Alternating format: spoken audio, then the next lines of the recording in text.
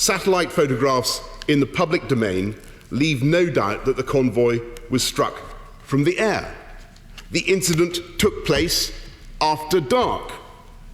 By Russia's own account, the warplanes of Syria's regime cannot themselves strike targets after dark. And by Russia's own account, its own aircraft were in the vicinity at the time. All the available evidence therefore points to Russian responsibility for the atrocity.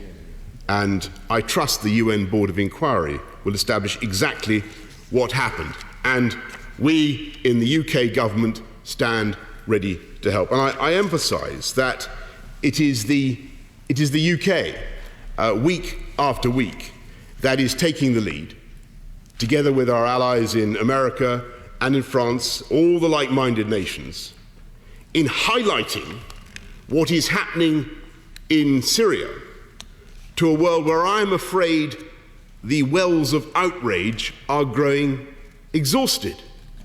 And I listened to the passionate speeches from the Honourable Member from Kinnan Valley and, of course, from Wirral South, the co-chair of the All-Party Syria Support Group, who is carrying on the tradition of Joe Cox, whom we mourn.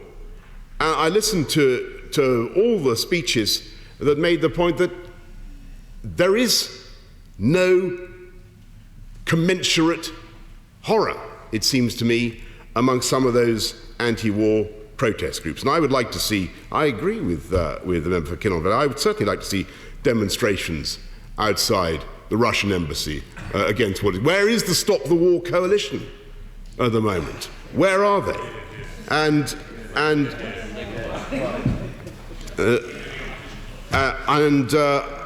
I believe that it's up to us in the government to show a lead.